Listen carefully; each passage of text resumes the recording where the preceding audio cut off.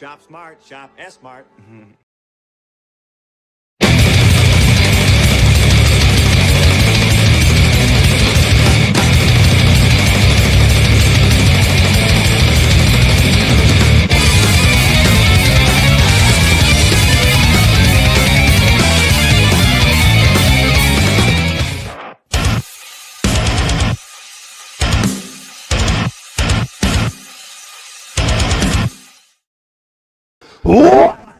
Ladies and gentlemen, and welcome to another episode of the new book. I'm your host, DeathMetalHero, and with me are two new friends of the channel, Mr. David Feed and Mr. Marinus. Sorry. Yeah. Thank you guys for coming to hang out. We got an awesome book to look at tonight. How you doing, gentlemen? Great. Thank you. Yeah, what an intro. Wow. Thank you. I just wanted to say that what a rad intro, you know, with the guy on the bike and then just this fucking awesome metal on the Thank you. Yeah. I mean, you know, listen, when I started this channel, I just had to be true to me, and like that's me on the screen. You know, this what goes on inside my head. You know, just skulls and metal and you know all that fun shit. I mean, I did take the name DeathMetalHero for a reason. Yeah. I mean, I noticed there's a lot of metalheads here. Oh, you know? dude, the crossover between comic book people and metalheads is fucking crazy. I love it. You know, I love it. I mean, to the point where DC did their whole little death metal mini series Elseworlds thing. Yeah. I mean, it did make me chuckle because they were using the term death metal, and then they put out the albums, and they're like, oh yeah, Marilyn Manson. I'm like, that's cute. That's adorable. Yes, go right ahead. The heaviest thing they had on there, I think, was Lamb of God, which I fucking love Lamb of God. And Mastodon's badass too, but I think those were about the heaviest things they had on there. It's about as close as they got to death metal. Yeah. But, you know, I like all kinds of metal. You know, death metal just happens to be my favorite. You know? Right. Yeah. Okay. Yeah. My you know, I grew up with how do you say, with Iron Maiden. Oh yeah, love Maiden. Halloween, more power metal, you know, in the beginning. Oh, Halloween, yes. And there was a band called Tankard, I believe. I'm not sure if they are still. Oh, I've never heard of them. Yeah, but then I saw some kind of a. It's more like a movie slash what's the word? Documentary about a guy that goes to Wacken in Germany. Oh yeah, Wacken Festival. That is a very well known festival. A lot of bands have played there. Yeah. Yeah, I forgot the. I mean, and that realized me. There's so many genres when it comes to metal. You know. Yeah. I said, dude, really I didn't even know what that was. Right? How many genres and which bands were, linked to that? You know, thrash metal, death metal. It's symphonic crazy. metal, symphonic black metal, you know, stuff like that. I said, oh man, it was so cool. And I love all that shit, man. I do. I love it. One of my favorite bands mixes death metal with Italian opera. They're called Flesh God Apocalypse. So you'll be hearing blast beats while this dude is basically belting out operatic tones. It's fucking amazing. Oh, I love that. It's fucking amazing. Flesh God Apocalypse. Their album Mafia is so damn good. It's an EP. But yeah, Flesh God Apocalypse, highly recommend. Oh, okay, I'm gonna look They're that up. Band out of Italy. Yeah. What do you think about doom metal? Doom metal? Some of it I like. Sometimes it gets a little slow and dirgy and drudgy, and you know you got to be in the mood for that. You know. Usually, like, you know, when you're really high, you're just hanging out at home, and you're looking for something ambient in the background, you know, that slow, sludgy, you know, doom chugginess in the background. Yeah, I can dig on some of that. Yeah. I was talking to David here just when was I don't know, last week or something, and I said, hey, do you know the band Summoning? I just rediscovered that band. What a great name! Yeah, Summoning is like a. Tolkien-like metal. Yeah, and, that's the best way I describe it. They use a lot of sounds and text when it comes to Tolkien work. Nice. It's fantastic. It's really on the background, and I just rediscovered it. I mean, I had a band and I forgot about it, and I rediscovered it. I said, I'm gonna put this up on the radio when I go to my work. And I said, isn't that depressing? Well, yeah, but that's the point. you know. Well, you see, you exercise the demons that way. You know, you get all that shit out in your music. I mean, there's actually been studies that have been done that people that listen to metal are more well-adjusted and they handle reality a lot better because, you know, you get that shit out. It's cathartic to listen to that shit. You know, you raw, and then you're like, all right, I can handle the rest of the day. Yeah. You know, I can handle all the dumb shit reality's going to throw at me now because, you know, I've gotten that, I've expressed that rage, and now, you know, now I can just laugh at this shit, you know? That has some truth to it. Yes. Yeah. Right? Like you're in the car blasting your music and all these emotions really flare up and you're like, Yep. Absolutely. And it's better to get it out, you know, belting out some fucking metal and some grrr than, like, you know, have road rage at somebody or, you know, take it out on somebody that doesn't deserve it. You know, it's cathartic, man. So, yeah. You know what the weird thing is sometimes is that I look at some part, let's say Iron Maiden, right? I mean, I grew up with that.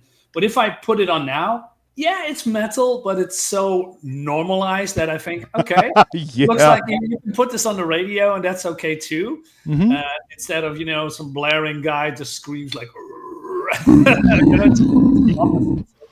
my, okay.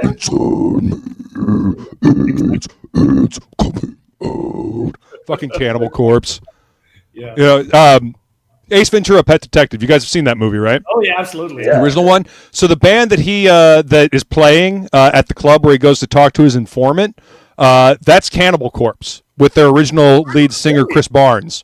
Yeah, Jim Carrey was a huge metal fan, huge metalhead, and he got them to play at for that movie. They were trying to get somebody else, and that one band couldn't play, so he got Cannibal Corpse instead. And they were playing Hammer Smashed Face, probably one of their biggest hits. Oh, wow. Great song. I know Cannibal Corpse, but I never listened to it. Oh yeah. I like old Cannibal Corpse and new Cannibal Corpse. A lot of people are like, you know, oh, you either like the old stuff or you like the new stuff. No, I like both. You know, I like 6 Feet Under as well, which is Chris Barnes' other band that he started after he left Cannibal Corpse. Corpse Grinder is the lead singer of Cannibal Corpse now. I mean, he's done more albums with Cannibal Corpse than Chris Barnes did. You know, but it's different styles, different vocal styles. I don't know if you've ever seen Corpse Grinder's neck, like seen him like on. I've seen Cannibal Corpse live a couple of times. His neck is about the size of my fucking thighs. They are his neck is huge because he's on stage and he's doing his gutturals and then he's headbanging and doing the hair whip. Like, holy shit, dude! Like, this dude's neck is a fucking tree trunk. Yeah. Okay. Like just years and years of whipping that hair around. Yeah. Yeah. Oh man, I wish I still had long hair, but still. I still got mine. It's all right. Okay. It's an actual foot tall mohawk. It's blue. That's where my logo comes from. That's why my logo is a skull with a mohawk on it. Cool. It's because when I do the sing along of Doom, my intro has a picture of me with my mohawk up. I did some interviews back in 2023 where I went to MegaCon and I was interviewing people live, and I had the mohawk up as well. I do like my hair. You know, been growing this mohawk. Going on 12 years now. Really? Yep. It started out as just a regular mohawk because I had to keep it low key because I was still working an office job. As soon as I didn't have to work an office job anymore, the sides got completely shaved and it got dyed blue. That's right. It's been that way ever since. So, yep. Cool. But we got an excellent chat. We got a jump in chat over here. So let's go ahead and say hi to these lovely folks that have come to hang out with us this evening. We got Devil Flyer saying, "Hey, all. Well, what's up, Rex? Good to see you, man. Hit that like for Luke. Oh, I appreciate that, buddy. Thank you." Some person says, "I'm on time." That's right. You were indeed. Hello, some person. Good to see you, man. Omen Screaming Raven is here. He says, "Devil," and consider it hit. And apparently now he's got to replace his screen. What's up, Tokame? Good to see you, sir. Welcome, welcome, welcome. I don't know if you guys have heard about what Tokame is doing with Edge Punk Magazine, but I am actually doing album reviews for Edge Punk Magazine. Really? This is a digital magazine that comes on a card, so you have a physical copy of said digital magazine. Right, comes in a blister pack. And the cool thing about this plastic card right here is that you push this little chip out and you have a USB. You plug this into your computer and you've got all the benefits of a digital magazine plus the benefit of having a physical copy of it. So it's never going to disappear off of a server. You will have this as long as you have this chip, right? Wow. Oh, that's So you got links, video, audio, animation, whatever the hell you want to put in here, you can do that. And you got page flips and sound effects, all kinds of cool shit with this. Edgepunk.net. The second issue is actually available. Is available on the website, and we just buttoned it up, and we're going to start working on the third issue. But yeah, I've done 6 album reviews, and they will be on these. And each one of these you get to keep, and they each have a different cover. And yeah, you have a physical copy of a digital magazine. So you never lose it, and it never gets taken away. That is something. yeah. That's a neat idea. Yeah. Right? I mean, and this is an upset. This is a distribution model upset. So keep your eye on this, seriously. And my lovely partner in crime and my better half has dropped the link for Edge Punk Magazine in the chat. So go ahead and hit that link so you can go check it out. But I'm trying to tell everybody about this because it's new, and we're all in this indie publishing sector, right? And any new way to get our stuff out to people, I think it can be a game changer. And this in particular, considering shipping is such an astronomical price these days, and it's such a big part of what costs to do crowdfunding, this is a viable option. I mean, this doesn't cost anything to ship out by itself, and it's a physical item, you know, and you can hang it up, you can look at it, have it in your hands. So yeah, anyway, soapbox over. Everybody should go check it out. Yeah, maybe I should add something like that as a digital perk. I mean, Yeah. right? Seriously, reach out to Seth. He's also doing advertising in the magazine. The magazine is all about getting the word out for more independent stuff, independent comics, independent music, movies, shows, all that stuff. This is Edge Punk. This is DIY or die. This is what we do. So yeah, reach out to Tokame. There's all kinds of cool shit going on with Edge Punk Magazine, man. Yeah, amazing. Yeah. Anyway. Wow. Okay. Yeah, I'm really excited about it. I don't know if you guys can tell, but there's a lot of cool stuff with this technology, and it's just beginning. So I'm really excited for people to get their hands on it. I've completely lost my place, so we're going to scroll all the way down to the bottom. He says issue 210 pages, and they actually have page flips and all that stuff. Physical order was just made about 10 minutes ago. Estimated delivery next Friday. So yeah. All right. I'm gonna look. There's my beautiful, lovely lady, Skull, gorgeous. Hey, flying. She's making jewelry. She got caught up making a necklace, so otherwise she would have been here earlier. But thank you for dropping that link, sweetheart. I appreciate that. Yeah. All right. So yeah, we got some person in the chat dropping links as well to Gemini Crusaders, which is what we are here to talk about tonight. Oh, man. That is exciting. But before we do that, have you guys read anything good recently? Anything exciting that you've gotten in the mail or at the comic shop? Yeah. What's up, K-pop? Welcome. Hey, K-pop. I'm going on K-pop's channel tomorrow. So awesome. Yeah. She's got a great channel. Yeah. There are entirely too few channels to go and talk about comics and, promote them anymore. I remember when I first got into the scene, there were a lot of them, and now there are very few. But you know what? The ones that are here, we actually have fun with this stuff. So yeah. Yeah, I'm very happy. I mean, you're right. When I just came on the scene, that sounds so weird. But on the comic scene, on X, that's my main goal. Well. Right. I mean, I guess it's kind of like a crowdfunding indie scene over here because it's all indie comics, really. It's just there's the funny thing about it, it's like so many different subgenres of metal. There's so many different niches of indie comics, Yeah. So that's where we're at. But but there was a lot of streams that promoting comics, and they slowly disappeared, just a handful. And it's hard to, I mean, I don't know everyone. I mean, K-pop, I just discovered her, I believe, just maybe a couple of weeks ago or something, and I didn't know this. And we said, oh, wait a minute. Let me follow her and see what she's doing. And she's promoting a lot of books. And I think, okay, let's try and see what happens. So, and first of all, my camera somehow doesn't recognize this browser. That's why I'm, not live. I mean, not live. I'm not. Computer says no. Computer says no, and it just. I was with David just a seconds ago before we go and stream. It just all worked fine. It just came in here. It says like a big. I mean, that's Murphy's law of streaming, man. Yeah, exactly. I just want to mention it to the viewers. So. Yeah. No, you're good, man. We'll work around it. We'll work around it. I mean, it is what it is. So what I've read, to be honest. What you read recently? Well, I'm reading a lot of comics. I'm awesome. European. I read a lot of Europe comics, but also I read a lot of manga. Yeah. And of course, the Western comics like Superman and Batman and the whole shebang. Right. I'm now collecting the hardcovers of Fist of the North Star. Nice, dude. And it's probably classic. It's probably one of the most masculine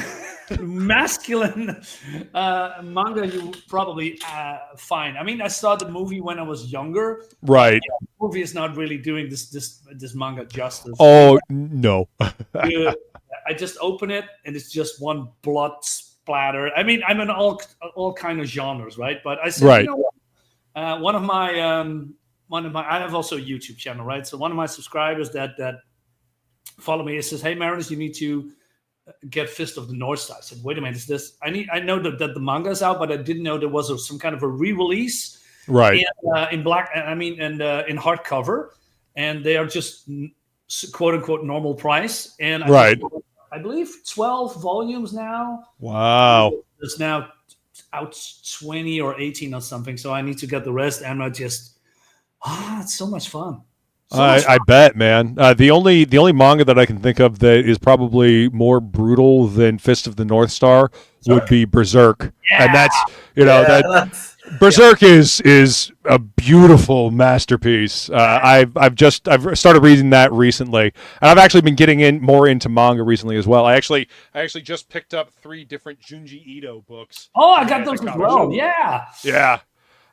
They just happen to be like, this is the comic shop that I used to work in, and he's been getting more manga and stuff in there because that's what kids are into these days.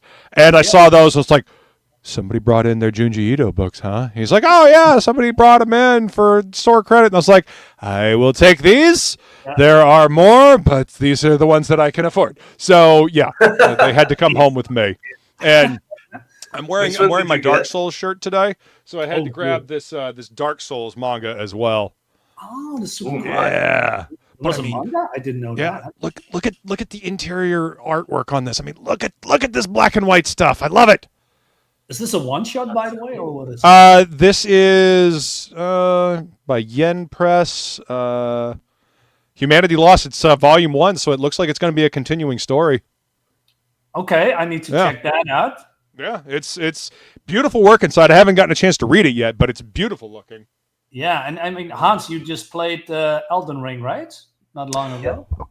Oh, man. I bought Elden Ring when it came out. I've played all of 8 hours. I am absolutely nowhere in that game, but it's gorgeous. It's really good looking, yeah. I still need to play it. And it's hard. It's like it is. Frustratingly, satisfyingly hard. I will break this brick wall with my head, or I will break my head with this brick wall. Either way, I'm having fun. Most people are just getting stuck some kind of a boss, right? That is so hard. Yeah. It's so fast, exactly. Yeah. Yeah. No, still need to play it. I mean, I also got a PlayStation. Mm-hmm. I'm not playing that anymore. I'm no more like a PC player now. But, PC Master Race all the way. Absolutely. And I played Bloodborne, and people said, why we need to get Bloodborne on the PC. If it's going out on a PC, I'm going to buy it again. It is good. There's been a lot of strides when it comes to like PS3 or PS4 emulation, the PlayStation emulation, and I've seen people getting Bloodborne running with like an unlocked 60 frames and all the extra mods and stuff like that. Yeah, it looks pretty damn cool, man. I have Bloodborne on my PS4. I bought my PS4 for Spider-Man and for the new God of War game and for Bloodborne. Those are like the only 3 games that I really have on my PS4. But I mean, I don't have time to play video games. I got comics to make. I got artwork to draw. I got stuff to do. Eventually, maybe I will get back to video games. Trent Kanuga just released Twilight Monk, and I really, I saw that. really want to play that game. Yeah. I love Metroidvanias. One of the reasons why I love Dark Souls so much, the first one, is because it feels like a 3D Metroidvania.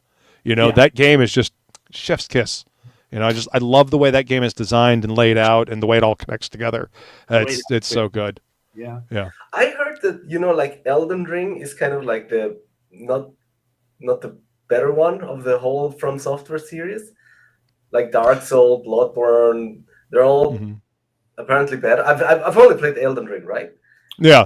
Elden Ring is kind of like a culmination of everything that they've been putting together in games for like the last, I don't know, decade or so. It's like everything they've learned. And there's a lot of quality of life mechanics that are in Elden Ring that are not in some of the older games. I think what a lot of people are experiencing is that there was such innovation with those first Dark Souls games and like Bloodborne and stuff like that. It was still like a new genre. I mean, because Dark Souls and Bloodborne, like they spawned an entire genre of game now. Like the whole Soulsborne thing, or a Souls-like game, that it spawned an entire genre, just like Doom did. Doom clones. That was a whole genre, and it turned into the entire first-person shooter industry. So yeah, I think it's just the innovation. Elden Ring is a phenomenal game. There's a lot of layers to it. The original Dark Souls is really good because they were working within the limitations of what they had, and they were building on what they had started with Demon Souls. And each one of their games seems to be an expansion upon the ideas presented in their previous outing, I guess is the best way I could put that. Yeah, absolutely right. I mean, Demon Souls started it all, then it comes Dark Souls 1, 2, and 3. Yep.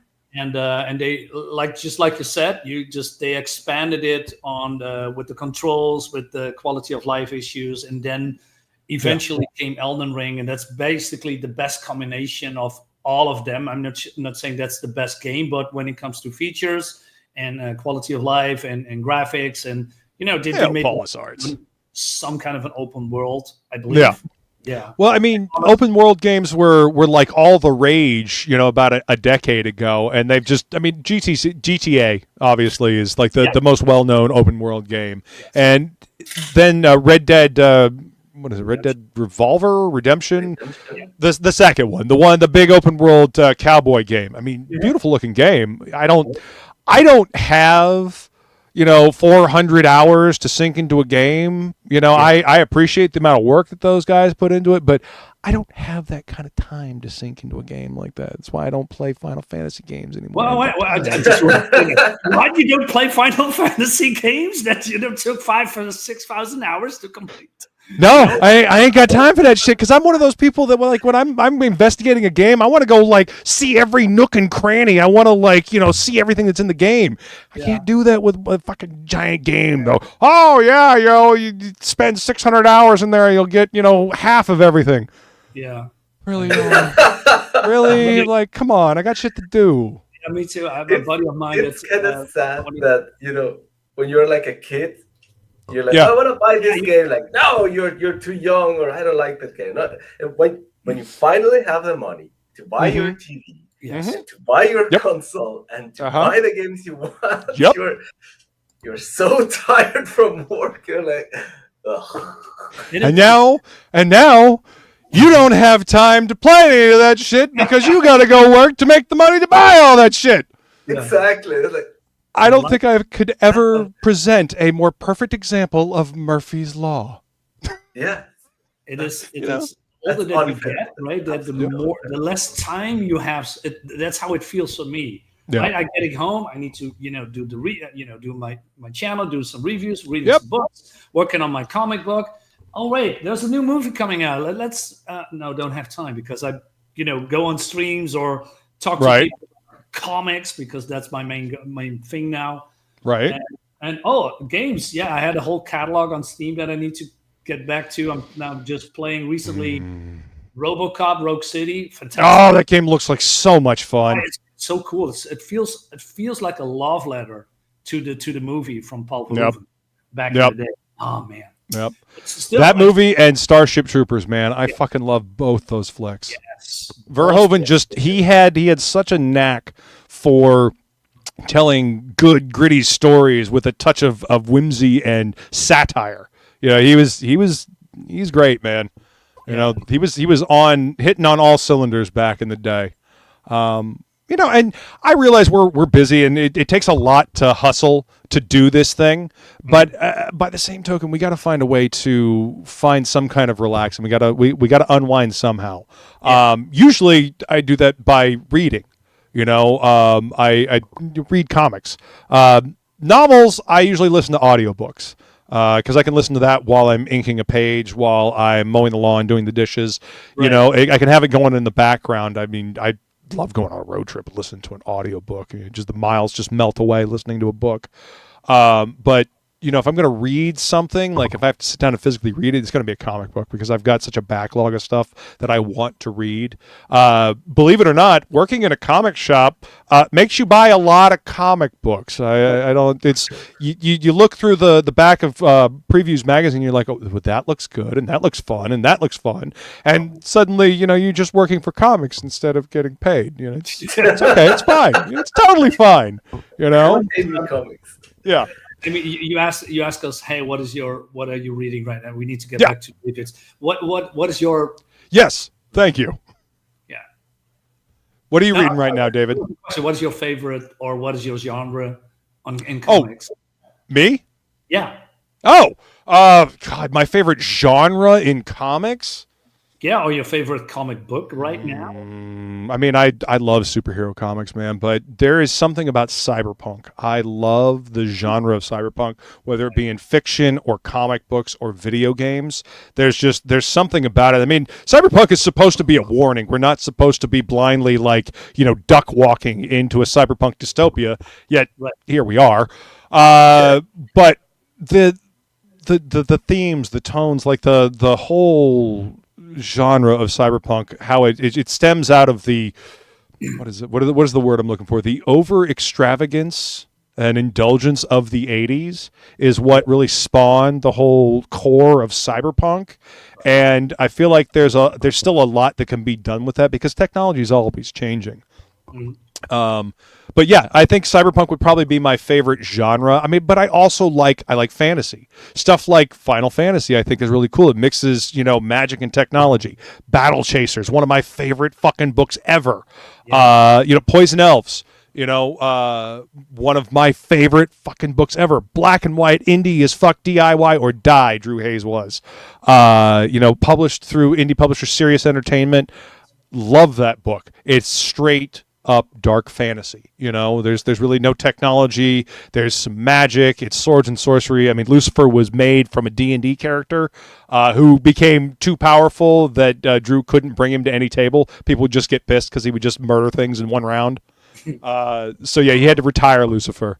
But yeah, I love stories, man. Give me a good story, like sci-fi superheroes. I mean, I don't know, but yeah, cyberpunk would probably be my favorite genre if I had to choose. Yeah, I mean, yeah, for me too, because most of my comic collection is in these superheroes. But what is yours, David? What is your go-to book? Oh, so fantasy. For me, it's fantasy. That's like the number one thing. I just got me some good old fantasy manga, by the way. Yeah! Heck yeah. What you got there? I got the... this is... what's his name? I got this as well. Goblin. Oh, is that Goblin Slayer? Goblin Slayer. Yeah. Nice. Yeah. I was like, careful. What page can I show? Like, no. Right.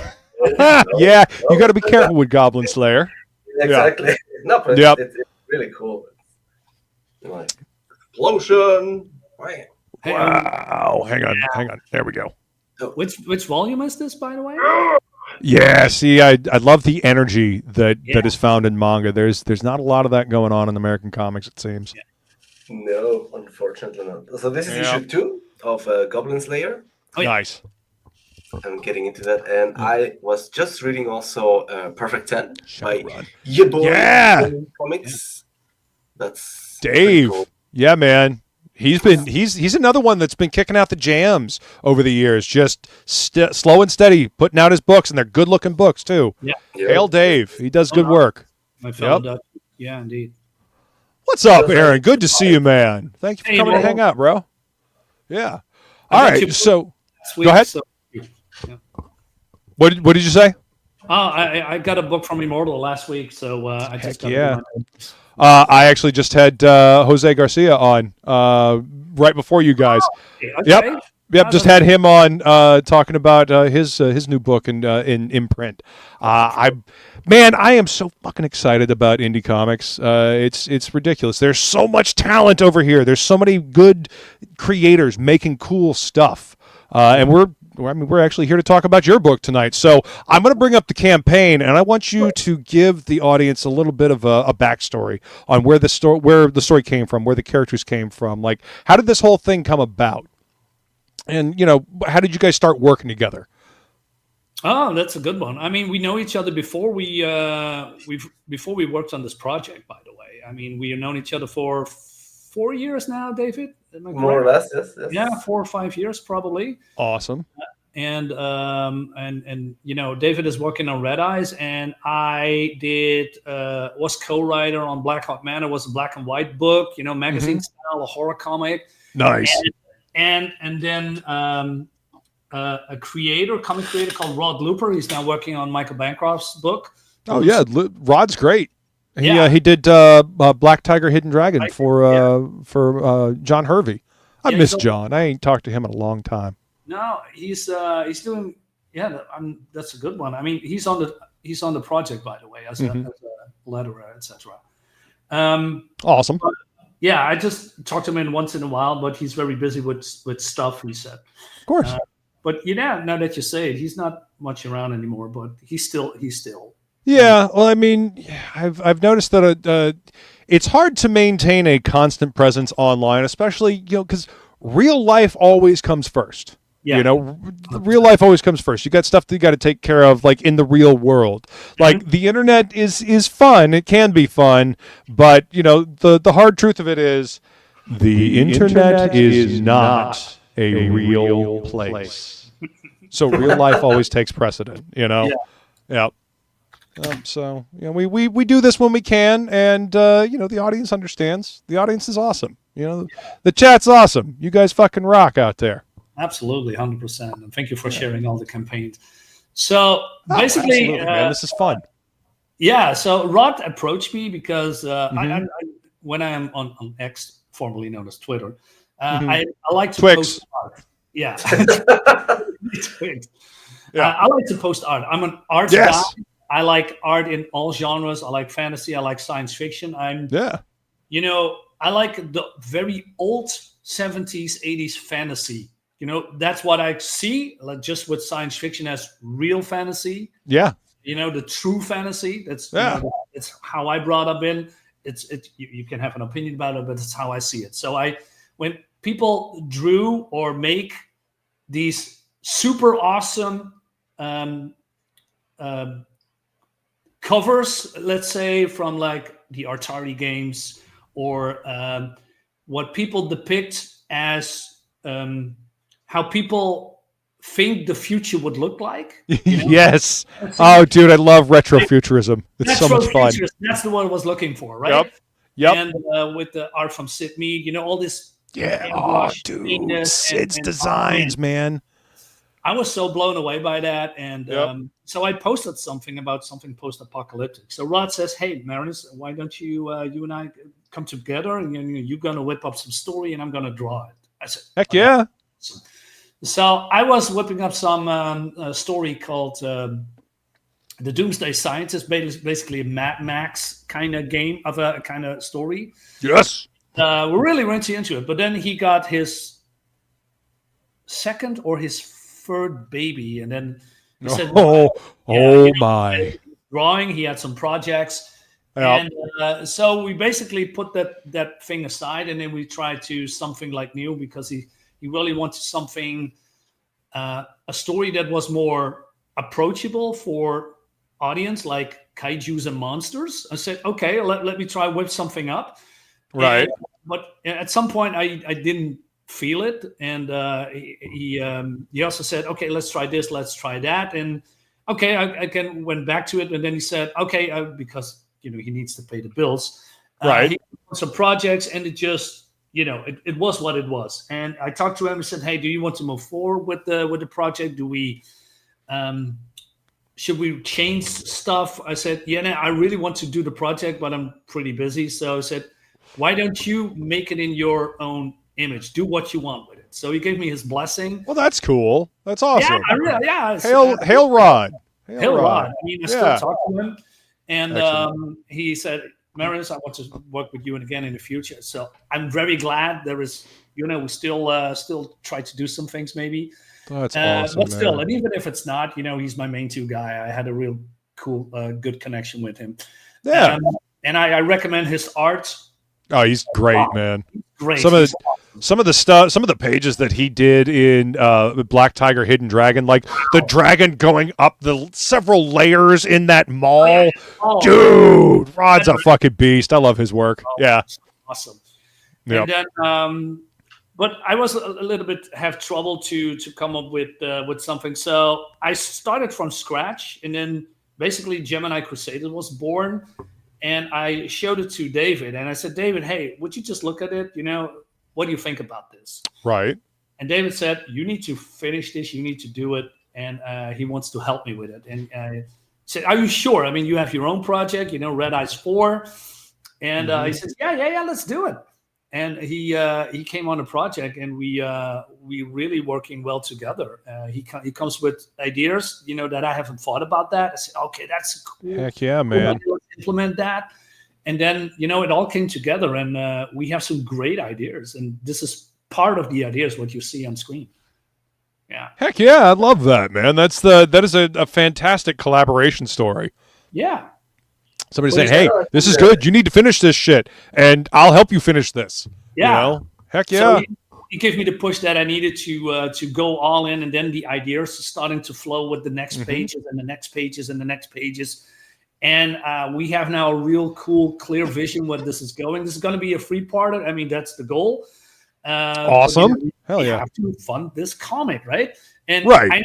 I know 10 days, that's a stretch that we probably not gonna make, but we're gonna extend it to the next 30 days, so that gives us a little bit more wiggle room to get. Fun. And hopefully, your viewers or backers want to say, "Hey, this is a fucking cool project. This looks rad. This metal. This does look rad. Right? We're gonna get into this, right?" But yeah, I think over the next 30 days, once you extend it, I think you'll get there. Just the biggest hurdle for indie publishers, and this isn't just in comics. This is like indie books, indie magazines. It's everywhere. If you're indie, it's an uphill battle to get the word out there so people know you exist. It is a Sisyphean task to try to push these things out there. So it's a struggle. Getting the word out there. That's the biggest hurdle. But doing shows like this that helps. Have you guys reached out to Bancroft yet? Have you been on Bancroft? Oh, we started on Bancroft. Okay, good. Yeah. I mean, I kind of figured you probably did, because that's the best way to kick it off. Get that Bancroft bump, We will. No, seriously, Bancroft's good peeps. I've had him on the show a couple of times, and always a great conversation with Mike. He's good people. He's great. Yeah. He's great. I'm really thankful that he gave us a push, to have a strong beginning. And I'm thankful for that. He's great. Yeah, absolutely. Yeah. Well, let's go ahead and take a look at the trailer here. Yeah. All right, YouTube, you gonna play nice? Ooh, love the music already.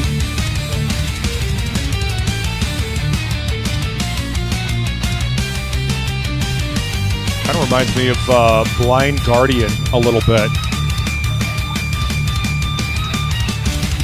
Yeah.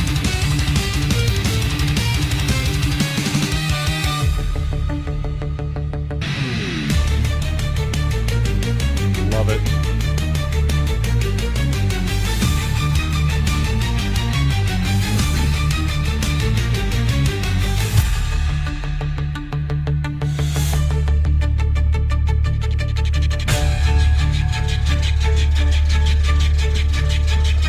See, Paulus Arts knows what I'm talking about. Hail, Paulus.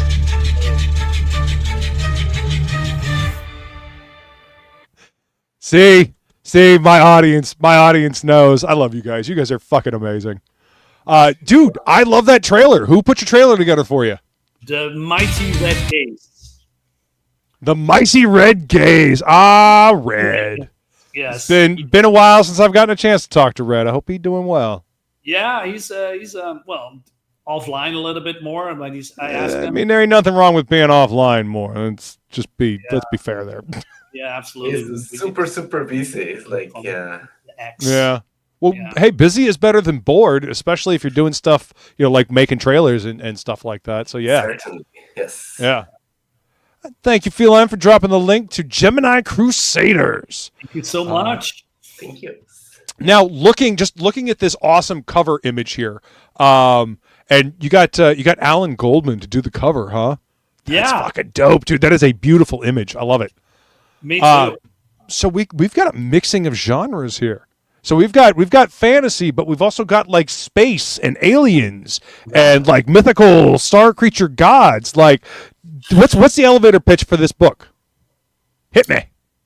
Okay, David, do you want to do the honors right for this time? This time it's me. Okay. I'll try. David, would you like the spotlight here suddenly? Like, I'll give it to you.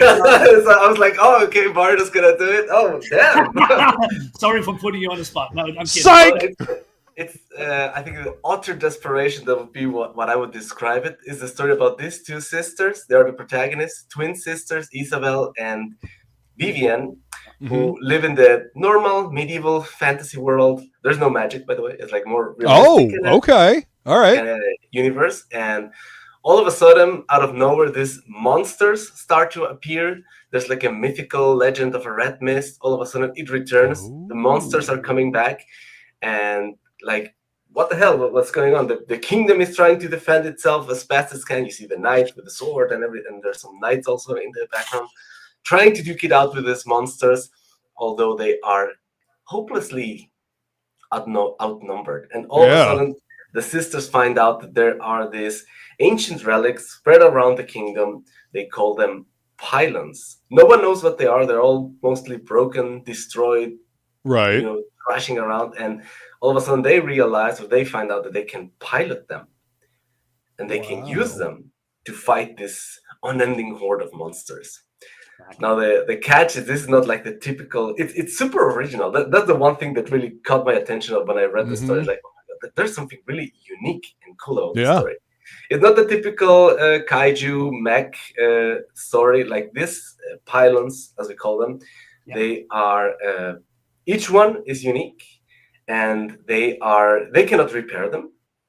So it's like a desperate battle to do like the most out of the pylon they are piloting right now, until it breaks down, and then hopefully find a new one that they can use to continue the fight until they figure out how they can defeat these monsters. So it's very, I would say, down to earth. I mean, within the compound of this fantasy universe. Right. Well, I mean that adds a unique wrinkle to it, because they can't repair these things. So, like you said, each battle is kind of desperation. Like they need to use these things, but they're also putting them at risk every time they take them out to fight, because they could be irreparably damaged, and then they don't have that tool as a weapon against the horde. Exactly. That's really cool. I like that story hook. That's really cool. Yeah. I mean, the fun thing is, like, this is the medieval times. That's deliberate, because I want to say, okay, let's do, evil from space, but then in a medieval setting, because we, of course, do not know what aliens are, and if there is space and planets and life on another planet, they don't grab that concept. So if they see those monsters, they say, "Where are they coming from? Is this a sign of God, or is this from below?" Right? Right. And these pylons, these are around for hundreds of years, because a long time ago, they came to Earth, crashed into a mountain. There was some mist appears that covered the village or a region, and everyone that traversed that is getting disappeared, getting killed, or disfigured. Wow. And before that, I mean, these bioweapons are basically exterminators. They created to kill these things, but those pilots, you know, those were the aliens that pilot them. They are gone. Right. There was hundreds of years ago, there was a battle, and supposedly the evil aliens were defeated, but now they are back. But those pylons, those relics, are just scattered around the land, and there's 50 of them. That don't mean we're gonna see 50 of them, because they are disappearing. They're at the bottom of the ocean, and the kingdom are accustomed that those things are around. There's festivals, you know, books around them, lore. So the kingdom, I mean, Isabelle, for instance, she is basically a young student scholar, and she's obsessed with those things. She's obsessed with pylons. Her sister, Vivianne, she's more like down to earth, a tomboy, you know, provider, right? And she is protecting, helping Isabelle, and they found out that they can pilot those things, but you know, they are basically outnumbered, so they have to come up with different ways to fight the evil. And there is also where the kingdom, the knights come in. They are basically opposed to this because they are helping monsters fighting monsters. Right. So some weird stuff and dissidents in the ranks. So yeah, that's basically the gist. Wow, this cover. Holy shit. Right? Sid Tells? Yeah. Tellez? Tell us. Yeah. Tellez? Yeah. Man, that is a hell of a cover. Wow. Yeah. He's doing the interior art as well, and he's using some kind of a digital watercolor technique to create this. That's great, man. I love the colors on that. That is eerie as fuck is what that is, actually. Yeah. But it's a beautiful image. Yeah. I love that. See, even Paulus Hardy, like, damn. Exactly. Like, that is the appropriate response, Paulus. Yeah. Yeah, absolutely. That's cool. Well, that's a good thing, right? Yeah. Oh, absolutely. And you say this is who's doing your interior artwork as well. Yeah. That's fantastic. I'm looking at these pages here, and I'm looking at. Can you see my cursor? No, of course not, because computers. Yeah, we can see the cursor. Now we can see it. Okay. So I'm looking at this thing right here, and I'm seeing like these look like deer heads, and so it's making me wonder, like, do these things like just pick up like biomatter from around them and like use them to construct these bioweapons? Yes, I mean, they are basically That's fucking rad. It's also body horror creepy, and I fucking love it. Very creepy. I love it. See. I mean, you don't want to see this at night when you walk out with the dog. Right? Fuck no. Like, no, I don't want to see that. Fuck off with that. You know, but it's perfect for this type of story. You know, that little mixture of body horror in there. You know, it's that super creep factor that like Cronenberg films always have. Yeah. You know. Would like the like thing. Tetsuo the Iron Man. Oh man, That movie is fucked. Speaking of like, techno, right? Yeah, but you're absolutely right. I mean, they're like I say, if they are irreparable damage. I'm sorry, my English, it's not my native language. But you're doing fine, man. You sometimes you like right now. Sometimes you sound better than I do, so you're good. You're good. No. But thank you. But they can pick up biomatter from, let's say, the battlefield, like horses, and they integrate into their own arsenal. Mm-hmm. And as you can see here, they can manipulate a little bit. You know how they look like, with the black eyes, and then even and then using as fire and acid and laser beams and whatnot. Yeah. And, those creepy metal spider legs just adds a little bit to the creep factor. Oh yeah. So, and the other one is more like an attack pylon. This thing that you see below, I said, medieval times, they have ballistas, they have towers. Right.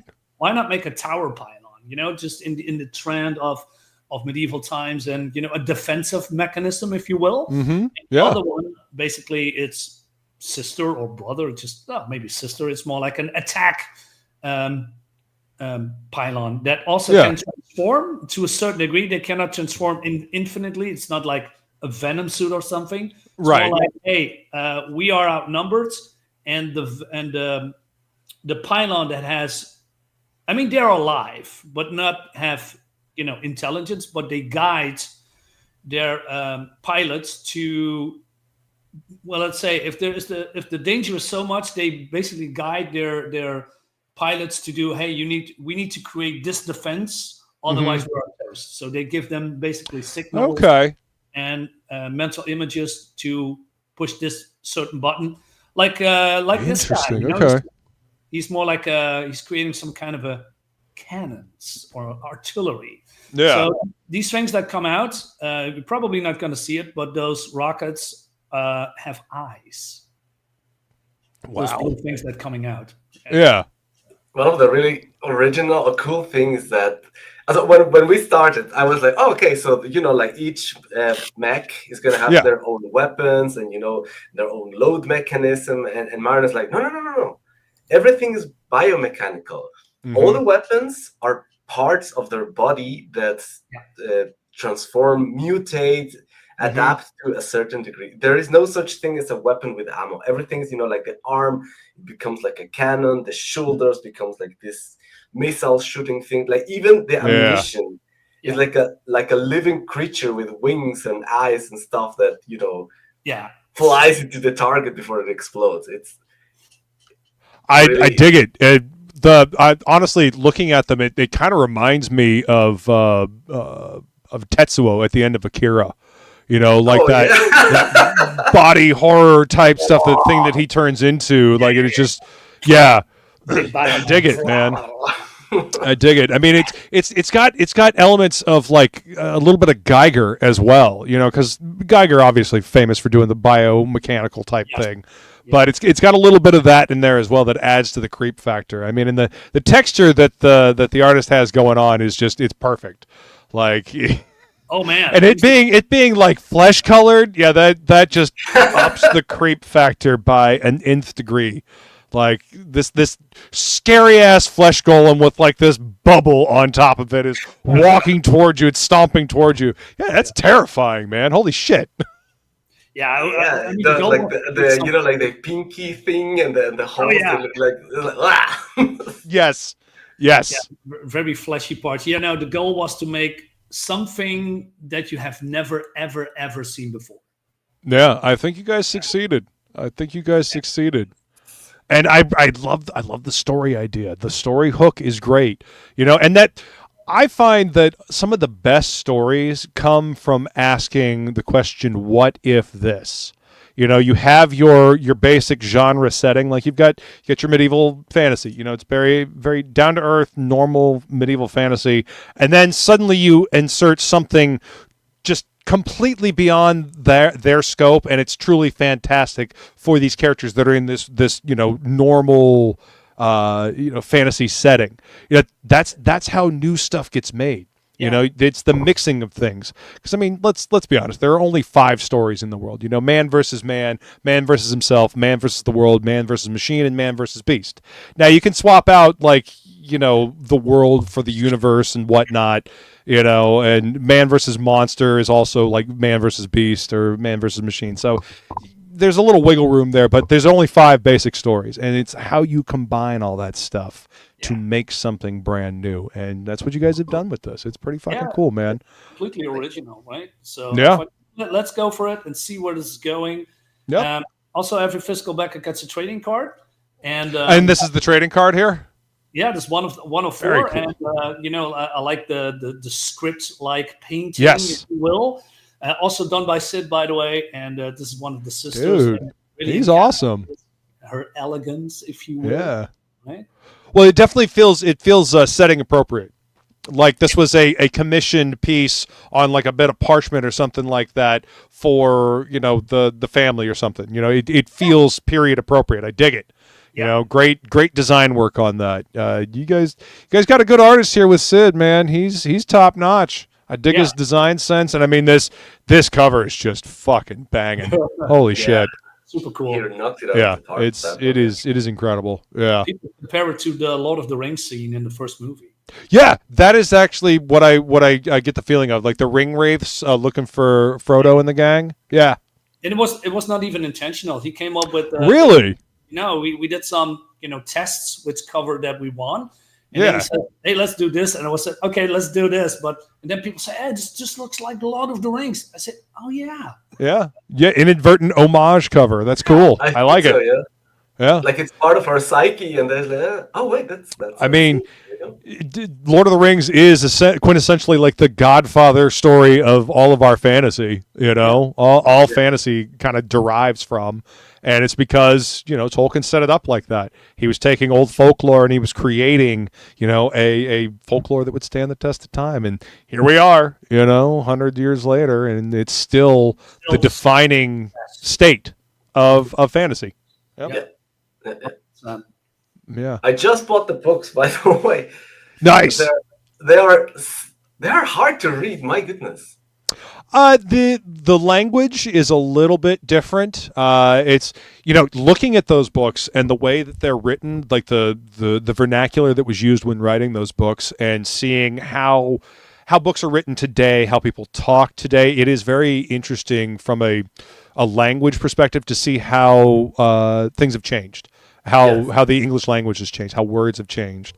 I recommend audiobooks in that regard because you've got, especially if you can get a really good performer, like a really good narrator, or if you can find a whole cast recording, unabridged, like find an unabridged author's text, but with a full cast recording.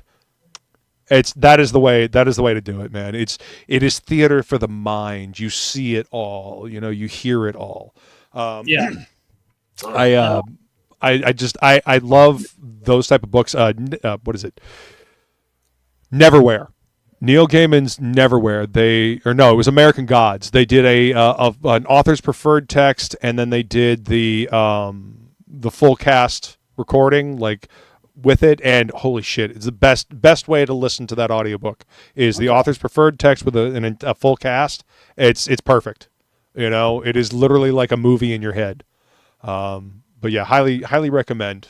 If especially if the verbiage is hard to get through, audiobook.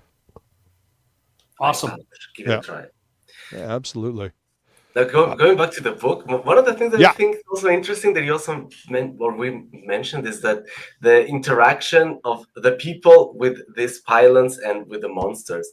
Because it's exactly that. Like the people, they live in this medieval world. For them, it's like it's all normal. All of a sudden, they see these things. Like the pylons are basically on their side, right? Right. They look at them and it's like, what? But they're horrified. It has like like dead horses hanging around. Like this is from the devil. No, we have to fight them. And maybe even thinking that all the problems they're having are because of those pylons. The monsters are coming. So there is a level of there's going to be a level that's going to be good. With that having in mind, like even the soldiers, they're fighting side on side with the pylons, but they're still like, oh my god, like should we also fight these guys as well? Like look at them, this looks like freaking monsters. Well, I mean, even though they are just part of the world for hundreds of years, they are still alien looking. They basically are, but they don't know the concept of an alien, right? So to them, it's something unholy because all these, and you can say, well, is nobody then, try to study these things? Well, because they are looking so, alien, they stay away from it. So superstitions, man. Yeah, I mean that's medieval. That is setting appropriate because superstitions ruled during the medieval period. Yeah, just approaching you part of the devil, right? And you guys said that there's no magic in this world at all, like not even an inkling of magic. No, really. There is a witch, by the way. Okay, well, I mean, there's always a witch. Witches are always also a witch, right? I mean, I'm actually in love with a witch. We're gonna introduce. We introduce this witch right here. Very small, but it's more like in volume 2 that she's gonna be present, and there is a story behind that. But now, if I throw magic in here, I believe it would be maybe overcomplicated. Because we have medieval, we have aliens, we have bioweapons, and try to understand that if we do magic as well, I believe it's a little bit more, it's too much in my opinion. So I want you to say it has some limitations. Let's move on. Right. Well, I mean, you've got to do what's right for the story. Right. And I totally understand the thought process of if I add magic into this, it will make it too complicated. Now, that being said, as you get further, I don't know how you've got the story planned out, and I want to know where this, like, not where the story is going, but how many issues of this you've got planned. But you could introduce it later. Once the setting is established and things are going on, it could, maybe these aliens showing up has sparked the creation of magic or something like that. I don't know. But that's the beauty of writing. It's the voyage of discovery. You're figuring it out. Yeah. I mean, isn't that so like science? Hey, what did Arthur C. Clarke say? Any technology sufficiently advanced enough is indistinguishable from magic. Yes, exactly that. Okay. Yep. Well, that was the whole driving principle behind Asgard in Marvel Comics. Yes. The way Kirby envisioned it, it was futuristic technology. They live longer. They're a different species, but it's just technology instead of magic. So I mean, hey, magic could just be us, not understanding how fundamental reality works. Right. I mean, they do say we might be in a simulation. I mean, there's a 50-50 shot. And if we're in a simulation, that motherfucker could be hacked. I'm just saying. So but these are all fun questions to bring up in a story. And the fact that your setting and your story hook allows for those type of questions means this is going to be a very engaging book and a very engaging story. And I mean, obviously, the pages are beautiful. I mean, the book looks fantastic, you guys. Thank you. Yeah. I'm very happy with it. I mean, he's going to be locked up in a basement, never going to get out. You can only work on this for us. Only for this. Sign it. Exactly. Sign it in blood. So, speaking of that, how long are you going to have him locked in that basement? Like, what is the projection for the length of this story? How many volumes are we going to get? We're going to do 3 volumes because it has 3 volumes. A beginning, middle, and an end. Yes. Okay. And if it, like I said, if it's all going to be successful, I'm going to bundle it. Do maybe a trade paperback. Stuff like that. That's the future. It's far away, but that is what we try to plan. It. We have to see if it's getting realized. But sure. I'm very confident. I mean, we have a fantastic, super cool, fresh story. Yes. Great art, great colors, and I mean, people have to experience that for themselves, right? To see where this is going. But they have to buy the book first. Exactly. Yeah. But I mean, this is a banging cover right here. Yeah. I mean, you got this, and then you got this badass piece here. I mean, holy shit! Like, if that doesn't, the whole point of a cover is for it to catch your eye from across the room and make you want to pick up that book. These 2 covers are absolutely eye-catching, and if I saw this in a comic shop, I'd go over there and be like, "Yo, what's this? This looks cool." What's inside it? Yeah. And this is just a super heroic image. This is great. Goldman is good. I've always really enjoyed his stuff. Yeah, we said, hey, let's make some kind of super heroic cover. Yeah. And it's this knight called Bertram. He plays a part later on in future issues. And I want to give that sense of. I mean, I'm not sure. Did you watch the movie Excalibur? Oh yeah, from a long time ago, like the 80s. I mean, I said, just give me that. Put it in here. Yep. People battling evil, have heroic moments, have valor, has that knight in shining armor feel. I want to have that, and he just put it out there. And said, wow. And we had an original art, by the way, on Bancroft. It's not here on the site anymore because my mistake was I set it on infinite. But it was only 1. Oh no! Wow, really? So somebody bought the original art of this cover. And, nice. I have to put take away from this page, otherwise people will say, just give me another one. I say I have only 1. I can't. It's not an infinite, original glitch. That's not how this works. We haven't figured out how to hack reality quite like that yet. It's coming. Yeah, so that was my mistake because I said it by accident on an infinite instead of 1, right? But that's why you don't see it on this page anymore. But people really love this cover, right? It's just really eye-catching. It's a great cover, man. Super cool, this big behemoth, bashing and killing these aliens, and then we just Bertram here with Vivianne holding in her hands, almost at the brink of death. It is an epic cover for sure. Right. Yes. Yeah.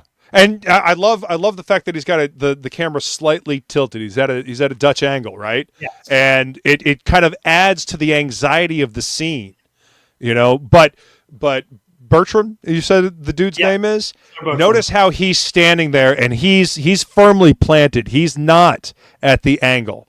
I mean, this is fantastic storytelling in the cover right here, and the colors complement the line work beautifully. This is a great cover, man. I dig it. Thank you. I dig it. It moves the eye. It tells the story.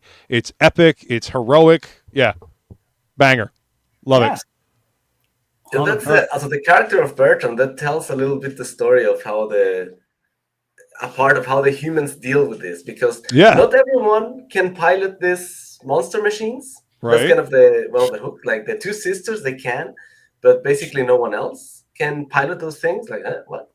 And so for like the knights, for the humans, it's like, okay, we cannot pilot these things, right? But we still have to fight for the kingdom and defend the honor, and there's like the realm. Still got to defend the home, yeah.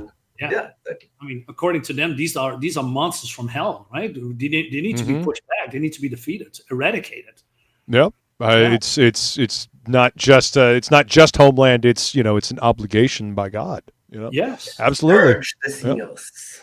Well, yeah. I mean, and superstition and religion have a tendency to go hand in hand, and these things suddenly popping up. I mean, they do look like demons. Let's be fair. This dude in particular, like no head. He's got 3 clawed fingers. He's got spikes coming out of his back, and he's just got a giant gaping serrated toothed maw in the middle of his chest. Yeah, I'd say that's pretty demon like. That's terrifying. Yeah, Yeah. So yeah, I mean, I totally get it. Yeah. So let's take a quick look at your tiers here. So you got a sketch card and cover by Sid. Yep. And then let's see, digital edition for $9. Yeah. Yeah. And so are each one of the issues going to be 32 pages? Is that the format that you're going to stick with? Yeah, I mean, we can add something, but really depends how things will go. It all depends how much the campaign is getting funded, right? But but 32, yes. Okay, just that's what you're basing everything on for your volumes that you're wanting to put out. Yes. Okay, very cool. Yeah. All right, so issue 1, cover A, which is what we're looking at here. This epic badassery right here, $17. Mm-hmm. Yeah. And then cover B, $17, and then cover C. That's this one down here. Yeah, by main artist of Perfect 10, Paul Rodriguez. Yeah. Heck yeah, that's a cool one too. Super. And then if you want to get all the covers, $50. Yeah, save you on shipping. That's a deal. Yeah, absolutely. Yeah. I mean, we all know that shipping is kind of a nightmare these days. Absolutely. And then A4 sketch by Sid for $160. Damn, $166 for just for an original like that. That's a great deal. Yeah, I mean it's getting inked. You've got the books, with cover of your own choosing, and of course the digital version. So the whole thing. Yeah, that's a hell of a deal. And I like the fact that you guys kept the campaign simple. It's direct to the point. It's about the book. And you can always add stuff on later. That's what stretch goals are for. You get to that funding goal, and then you're like, all right, what can I do to entice them more? Indeed. We want to have those sketch card art, and maybe we should, take it easy, Paulus. Thanks for coming, man. Thank you for coming. Really appreciate you. Like I said, we added some stretch goals. But for now, just like you said, this is our first campaign. Let's make it simple. Let's make it easy for people to choose. Call. I can add all those, what you see on Kickstarter with millions of covers and options. I'm not going to do that. Man, don't give your audience paralysis of choice. Find I feel like Michael Odin has a good policy on this. No more than 4 variant covers on a campaign. Yes. And if you can, because obviously you want to have cool stuff, cool covers, and you want to give people a choice. But again, you come back to that choice paralysis, because everybody wants to get the best version of it. And if you make it simple for people, then they can quickly figure out what they want, and they can easily determine what is the best for them. And that way they leave satisfied that they've gotten the most bang for their buck. Satisfied customers come back for more because they want that same feeling. You know, Yes. and if you keep providing that quality and the same satisfaction, they'll keep coming back, and you got a loyal customer then. Yeah, not only that. I mean, Michael Backo says because he liked art so much, he says, "Why don't you make it black and white?" I said, "Yeah, that's Oh yeah, right. oh yeah, for There's sure. something planned here. I mean, not in this campaign. Like I said, this campaign already exists, and I don't want to add too much stuff. Right. First of all, if people say, "Okay, I want to have the black and white edition," how will it then be with shipping costs? Because I already backed the book. You know, I don't want to hassle. You know, have Right. So I believe maybe on Kickstarter that we're going to add, or maybe a separate campaign. You know, have a black and white Sure. version, Like an artist edition of the book. Yeah. edition. Yeah. That would be rad, dude. I think that's a great idea. And I mean, heck, you could even offer the black and white version as, you know, as an add-on to the next book when it comes out, perhaps. You know. But yeah, there's plenty of different things you could do. But yeah, I agree with Bancroft. You could absolutely do a black and white version of this book, and people would dig it. You know, because I mean, look at the line work. The line work is just great. It's You know, this is a beautiful page, and it's just, you know, there's a lot of storytelling here, but it's great. You know, it's good storytelling. And I would love to see this in black and white. You know, so much going on. It's gorgeous. yeah, so much going on. I like that. Yeah. But well, we've been going for a little over an hour here. Oh, really? Oh yeah. And see, this is why I love to run the shows like this, because time just flies, you know. This has been such a fun conversation. You know, Thanks. I'm so glad you guys came to hang out on the show, man. This has been great. You know, anytime you got a new episode of this, or if you guys have something else you want to promote, feel free to come back. Hit me up. You know, I love doing these shows. I love talking to new creative people. But before we wrap it up, is there anything else you guys want to say about this book, or what's coming next for you guys? Well, basically, just back the book. Yeah. Pure and simple. Very simple. Yeah. Yeah, you got great products. You have great colors. We have a great, fun, original story. We have fantastic art. We have a lot of, you know, simple but, you know, readable perks that you can get. You get a book. Anyway, no matter how this campaign ends, you know, funded or not funded, you get the book, 100%. Yeah. So When are you guys looking to fulfill? now we are 70% done at this. Nice. Heck So yeah. we're not starting from scratch. It's 70% done. And you know, when it's done, we're gonna, like I said, we're gonna try to stretch it out. We're gonna go on my comic. We're gonna go in Kickstarter. Yes. We hope this Do it all. or beginning next year, but let's say hope positively this year or maybe beginning next year. So I said March 2026. I hope way before that, because we are away from the end. Right. Well, you always want to give yourself a little bit of a buffer zone. You know, you want to make sure that you have plenty of time to get things completed, because, you know, late books leave a bad taste in people's mouths. 100%. And, you know, we've learned that over the last few years. Yes. Better to give yourself a little more leeway. That way you can get it out on time, because people love it when books show up early, you know, but they complain when books show up late. So you give yourself enough time, enough lead time, and that way you can fulfill. You know? Yeah, we said, like I said, let's do a year from now. It's probably not going to happen, but like you said in the beginning, life can get in the way, and we see a lot of things happen. Boy, during the howdy. crowdfunding campaign, and I thought, oh my God, I never get my book, right? Right. Yep. And, you know, and I want to prevent that. I'm not saying you know, that stuff cannot happen, but if we will, we get, you know, have a year time to fix it. Yes. But probably it's going to be all right. Oh yeah. Yes, Yeah. But barring, you know, like a meteor or something like that, the book will be done. Or maybe sit dying in the basement, but you know. Well, see, by setting it out a year like that, you guys are kind of using Murphy's Law to your advantage, because you've given yourself plenty of enough time. You know, that means, well, there's no point in things getting in the way, because you've got enough lead time to handle it. So Murphy's Law is just not even going to bother. So, you know, knock on wood, you know, it's smooth sailing. But yeah. Book looks fantastic, guys. I am super excited, and I hope everybody else jumps on this. Yes. So go hit the link. It is in the description. My partner in crime has dropped the link for you in the chat. Thank you again. So yeah, Thank go you. grab a copy of this book. It's criminally underfunded. Criminally underfunded, I say. Yes, come on, guys, and do like and subscribe. Also. Indeed. Oh, 100%. And check out all the links in the description of the video. I got links to these guys' X profiles, so you guys can go follow them and keep abreast of what's going on with their books. Gentlemen, this has been a blast. Thank you so much for coming to hang out. Thank you for having us. Thank you for having us. 100%. Anytime you guys got a book you want to come talk about, if I'm available, you guys are more than welcome to come hang out. Hans, promote your book too, man. You're ready. Yes, I'm on it. Yeah, seriously, reach out to me. We'll talk about your book as well. Yes. Awesome.